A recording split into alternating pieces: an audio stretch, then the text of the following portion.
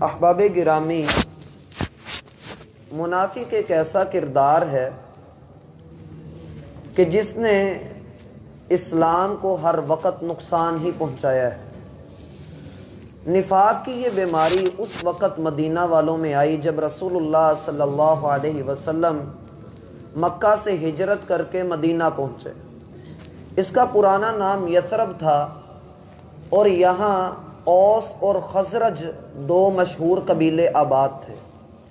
اس کے ساتھ ساتھ یہودیوں کے 3 بڑے قبیلے بنو قینقاع، بنو نذیر اور بنو قریظہ، یہ بھی ان کے ساتھ ہی یہاں رک کر صحیح قول کے مطابق رسول اللہ صلی اللہ علیہ وسلم کی آمد کا انتظار کر رہے تھے کہ وہ نبی آئے گا اور ہم اس نبی کے ساتھ مل کر پورے عرب پر حکمرانی کریں گے۔ لیکن جب ان کو یہ معلوم پڑا کہ وہ نبی بنی اسماعیل میں سے ہے تو انہوں نے بھی اللہ کے رسول کے خلاف محاذ کھول لیا۔ دوسری جانب عبداللہ بن ابی کا تاج تیار کیا گیا تھا کہ یہ ہمارا سردار بنے گا۔ انہی دنوں میں رسول اللہ صلی اللہ علیہ وسلم نے ہجرت فرمائی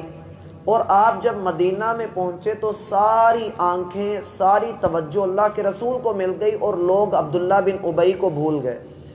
اور اس پر بھی مستزاد یہ کہ رسول اللہ صلی اللہ علیہ وسلم کو لوگوں نے اپنے سارے فیصلوں کا اختیار بھی دے دیا، گویا کہ آپ علیہ الصلاۃ والسلام ایک بے تاج بادشاہ بن چکے تھے۔ اور عبداللہ بن ابی اس بات کی بڑی خار کھاتا تھا کہ مجھے جو پہلے توجہ اور پروٹوکول ملتا تھا وہ اب مدینے والے نہیں دے رہے، بلکہ اب تو ہر زبان کے اوپر محمد الرسول اللہ صلی اللہ علیہ وسلم کا نام ہے۔ تو اس نے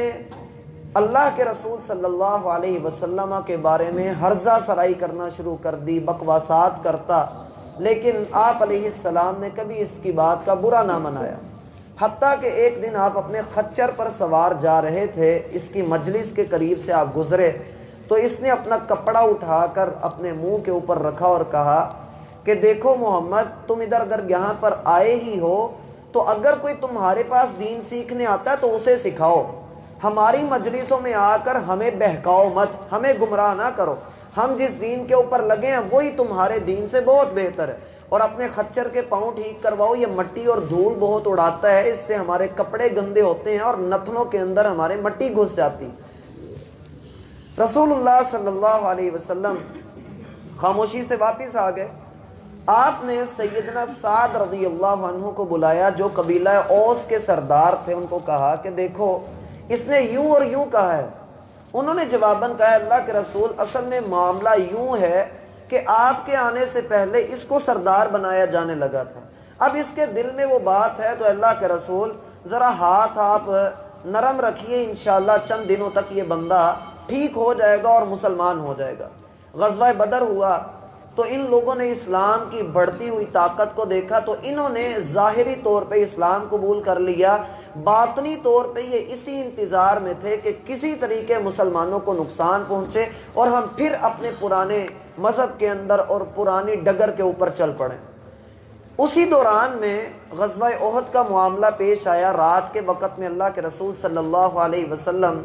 1000 ساتھیوں کو ساتھ لے کر جب احد کے دامن کے اندر بیٹھے تھے تو اسی شخص نے اللہ کے رسول کے ساتھ بدعہدی کی اور اپنے 300 ساتھیوں کو عین جنگ کے موقع پر اڑا کر لے گیا اور کہنے لگا دیکھو جی، میں نے کہا تھا مدینہ کے اندر رہ کر لڑائی کرنی ہے اور محمد صلی اللہ علیہ وسلم جان بوجھ کر باہر نکل آئے ہیں، لہٰذا انہوں نے میری بات نہیں مانی تو ہم ان کے ساتھ نہیں لڑیں گے۔ اس کے اس کو 2 فائدے ہوئے، ایک تو افرادی قوت میں وہ کمی کر گیا، دوسرا جو نئے نئے لوگ مسلمان ہوئے تھے ان کے حوصلوں کے اندر کمی آ گئی، اور وہ لوگ رسول اللہ صلی اللہ علیہ وسلم کی طرف دیکھ رہے تھے کہ اللہ کے رسول اب ہمیں بھی واپس چلنا چاہیے، پہلے ہی تھوڑے تھے، وہ 3000 کا لشکر مشرکین کا سامنے کھڑا ہے، ہم 1000 تھے، وہ 300 وہ نکال کے لے گیا ہے، تو اب تو صرف یہی ہے کہ ہم اپنے آپ کو موت کے اندر جھونک رہے ہیں اور کچھ بھی نہیں۔ لیکن اللہ رب العالمین نے مدد فرمائی اور پھر غزوہ احد کا جو بھی معاملہ ہوا وہ بعد کا تھا۔ لیکن جب اللہ کے رسول صلی اللہ علیہ وسلم واپس آئے تو ان لوگوں سے عہد لیا گیا اس بات کا کہ آج کے بعد مدینہ میں رہتے ہوئے اگر آپ لوگوں نے پیٹھ پھیری یا آپ لوگوں نے شکست دکھائی یا اپنے جذبوں کی گرمائش کو گرم نہ کیا اور ٹھنڈا کر لیا تو پھر آپ ہوں گے اور آپ کا رب ہوگا، اس لیے آئندہ ذرا خیال کریں۔ ان لوگوں نے معافی مانگی اور پھر مدینہ کی فضا سازگار ہو گئی۔ پھر 2 سال گزرے تو یہ احزاب کا موقع آیا۔ اب احزاب کا موقع انتہائی شدت کا موقع تھا، ہر طرف سے کفار نے حملہ کیا ہوا تھا۔ خود رسول اللہ صلی اللہ علیہ وسلم انتہائی پریشان تھے، حتیٰ کہ اس جنگ کے دوران میں ایک وقت یہ بھی آیا جب بنو قریظہ نے یہ کہا کہ ہم مسلمانوں کے ساتھ کیا ہوا ہر وعدہ توڑتے ہیں اور اندر بیٹھ کر مسلمانوں کے خلاف جو ہے وہ جنگ کریں گے، تو رسول اللہ صلی اللہ علیہ وسلم نے کہا کہ مدینہ کے پھلوں کی ساری پیداوار کا 1/3 ہم یہودیوں کو دے دیں گے، وہ ہم پر حملہ نہ کریں۔ صحابی جو انصار کے قبائل سے تعلق رکھتے تھے ان میں سے سیدنا سعد رضی اللہ عنہ یہ اللہ کے رسول کے پاس ہے اور آ کر کہا اللہ کے رسول یہ جو آپ نے پھل دینے کی بات کی ہے یہ اللہ کے حکم سے کی ہے یا آپ نے ہماری وجہ سے ایسا کیا ہے؟ کہا یہ میں نے تم لوگوں کی حفاظت کے لیے ایسا کیا ہے کہ کہیں یہودی اندر سے ہم پر حملہ نہ کر دیں۔ تو کہا اللہ کے رسول جب ہم حالت شرک میں تھے تب ہم نے ان کو ایک دھیلا نہ دیا تھا، ایک ردی کھجور بھی ان کو نہ دی تھی، تو اب جب اللہ نے اسلام کے ذریعے ہمیں عزت سے نوازا ہے تو اللہ کے رسول ہم کیوں ان سے صلح کی بھیک مانگیں؟ ہم ان کے ساتھ جہاد کریں گے، قتال کریں گے اور ان کو سبق سکھائیں گے۔ اللہ کے رسول نے کہا بھائی میں نے تو تمہاری حفاظت کے لیے ایسا کیا تھا، اگر تم لوگ لڑ سکتے ہو تو اس سے بھلی بات ہی کوئی نہیں۔ صحابہ کرام نے اپنے عزم کو اس وقت جوان رکھا، اللہ رب العالمین ان پر کروڑوں رحمتیں نازل فرمائے، انہوں نے اس موقع پر رسول اللہ صلی اللہ علیہ وسلم کا ساتھ دیا۔ لیکن یہ بدبخت لوگ جو منافقین کی صورت میں اب بھی مسلمانوں کے اندر موجود تھے، انہوں نے نئی نئی باتیں کرنا شروع کر دی۔ منافق لغت میں ایسے شخص کو کہا جاتا ہے، یہ اصل میں ایک جنگلی چوہا ہوتا ہے جس کے بل کے 2 سوراخ ہوتے ہیں، یہ ادھر سے داخل ہوتا ہے تو دوسری طرف سے نکل جاتا ہے، ادھر سے داخل ہوتا ہے تو اس طرف سے نکل آتا ہے، گویا کہ یہ لوٹا ہے جہاں سے اس کو فائدہ ملتا ہے یہ اس طرف چلا جاتا ہے۔ جیسا کہ صحیح مسلم کی روایت میں آتا ہے کہ اللہ کے رسول صلی اللہ علیہ وسلم نے فرمایا منافق کی مثال ایسے ہے گویا 2 ریوڑوں کے درمیان ایک بکری کی مثال ہو، کبھی اس ریوڑ میں گھستی ہے تو کبھی اس ریوڑ میں گھستی ہے۔ اور بعض روایات میں یہاں تک واضح الفاظ آتے ہیں کہ وہ 2 ریوڑوں میں جو گھستی ہے بکرے کی تلاش میں گھستی ہے، اپنے فائدے کے لیے گھستی ہے، اسے اور کچھ مطلوب نہیں ہوتا۔ اب ان لوگوں کی کل ایک بات ہم نے پڑھی کہ انہوں نے اللہ اور اس کے رسول کے متعلق کہا کہ اللہ اور اس کے رسول کے سارے وعدے دھوکے کے وعدے ہیں، نعوذ باللہ۔ اب مزید یہ کیا بکواس کرتے ہیں، اللہ فرماتے ہیں وَإِذْ قَالَتْ طَائِفَةٌ مِّنْهُمْ، ان میں سے ایک گروہ تھا وہ کھڑا ہو کر آوازیں لگا رہا تھا، یا اہل یثرب لا مقام لکم فرجعوا، یثرب والو تمہارا یہاں پر اب کوئی ٹھہرنے کا فائدہ نہیں، واپس اپنے گھروں کو چلے جاؤ۔ اس بات کے 2 معنی نکلتے ہیں۔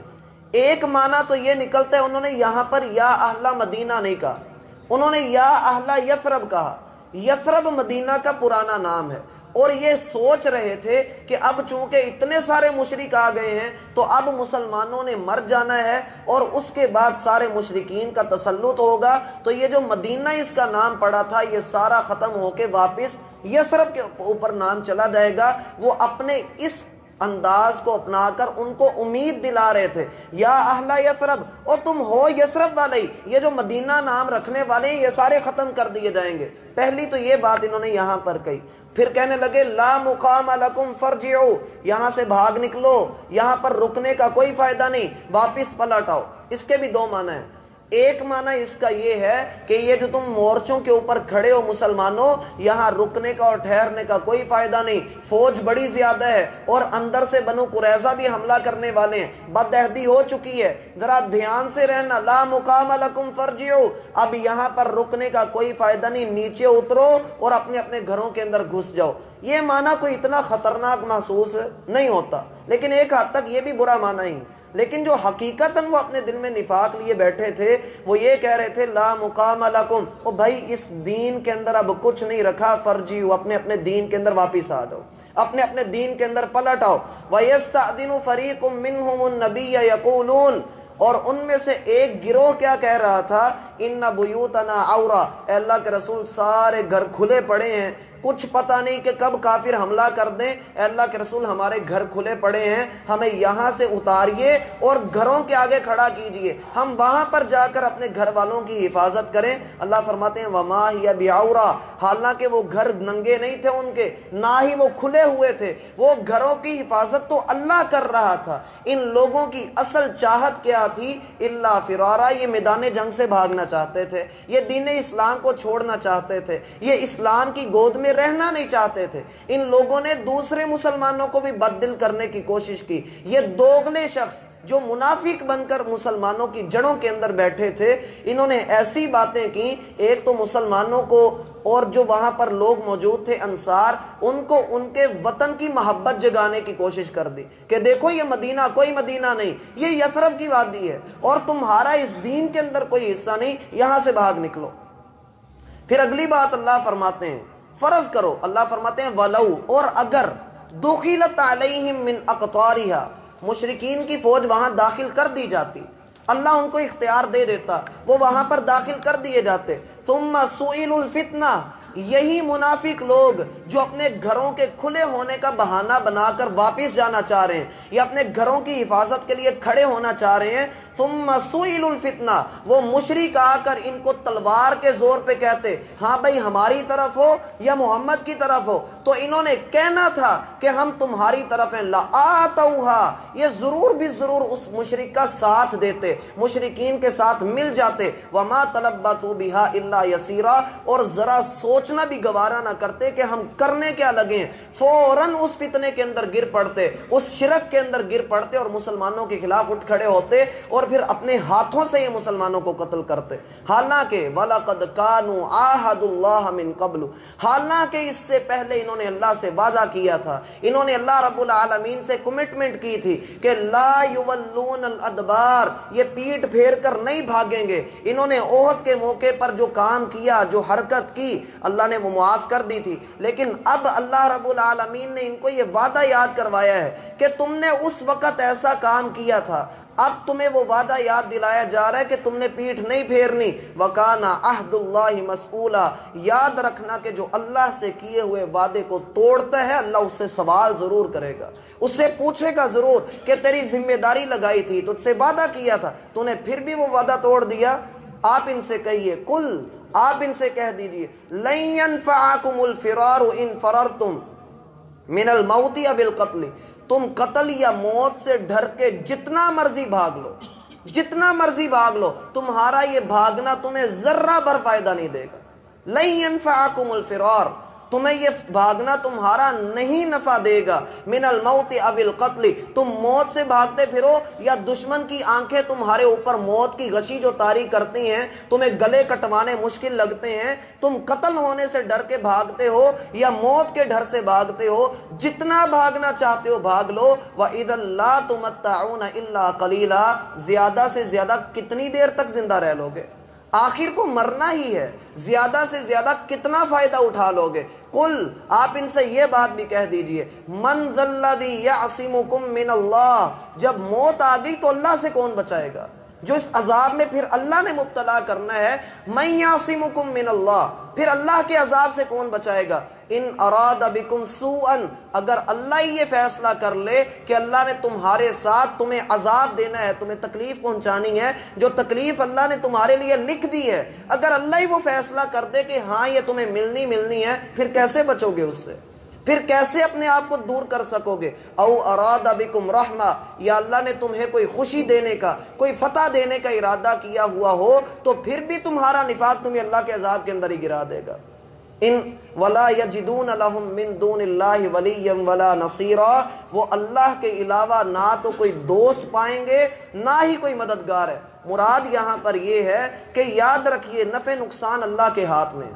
اگر کسی نے مرنا ہے تو اس نے مر ہی جانا ہے, اور اگر کسی نے زندہ رہنا, وہ خالد بن ولید رضی اللہ عنہ جیسا ہو, وہ ساری زندگی بھی جنگیں کرتا ہو, پورے جسم کے اوپر زخموں کے نشانات ہیں, لیکن شہادت کی موت پھر بھی نہ ملی. اصل حقیقت ہی یہ ہے کہ موت سے انسان جتنا مرضی بھاگتا پھر رہا ہو، اللہ رب العالمین اسے یہی کہہ رہے ہیں کہ بھائی جتنا بھاگنا ہے بھاگ لے، کتنا کو فائدہ اٹھا لے گا، کتنا کو زیادہ بڑھ جائے۔ تیرا وقت جو ہم نے مقرر کیا تو ہم پر تو غالب آ نہیں سکتا، جو ہم نے تیرا لکھ دیا ہے وہ تجھے ملنا ہے۔ تو اپنے لقمے پورے کرے گا، اپنی سانس پوری کرے گا، اپنے لمحے پورے کرے گا، اور بالآخر تو نے اللہ کے پاس ہی لوٹ کر آنا ہے۔ اس لیے منافقین کو یہاں سمجھایا بھی ہے، ڈرایا بھی ہے، ڈانٹا بھی ہے، اور انہیں ہدایت کا راستہ بھی دکھلایا ہے کہ اگر تم لوگ سنبھلنا چاہتے ہو تو واپس پلٹ آؤ، اور اگر نہیں آؤ گے تو ان لوگوں کا انجام میں نے کل بھی ذکر کیا تھا کہ ان المنافقین فی الدرک الاسفل من النار، جہنم کے آخری گھڑے کے اندر منافق پھینک کے رہیں گے۔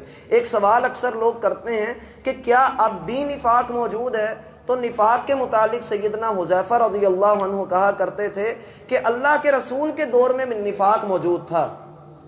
اللہ کے رسول کے دور میں نفاق موجود تھا، اب نفاق نہیں ہے، اب تو یا تو ایمان ہے یا کفر ہے، دونوں میں سے، کیونکہ نفاق ہم کسی پر حکم نہیں لگا سکتے کہ یہ بندہ منافق ہے۔ ہاں ہم کسی بندے پر اس کی حرکتیں دیکھتے ہوئے، مثلا کوئی بندہ جہاد کا انکار کر دے، کوئی بندہ نماز کا انکار کر دے، ہم اس کو دیکھتے ہوئے یہ حکم لگا سکتے ہیں کہ ہاں بھائی اس شخص نے کہا ہے کہ نماز کوئی نہیں تو یہ بندہ دین اسلام سے نکل گیا۔ اللہ کے رسول کے دور میں نفاق کا حکم لگتا تھا، وہ بھی اللہ کے حکم سے، وگرنہ ہمارے اوپر جو ہے، ہاں ہم یہ ضرور کہہ سکتے ہیں کہ قرآن و سنت کے اندر جو منافقین کی نشانیاں بیان کی گئی ہیں وہ کردار ہمارے اندر موجود ہو سکتے ہیں، اس طرح کی حرکتیں اور عادتیں ہمارے اندر موجود ہو سکتی ہیں، تو ہمیں ان کی اصلاح کرنے کی ضرورت ہے۔ اللہ ہمیں سمجھنے کی توفیق عطا فرمائے۔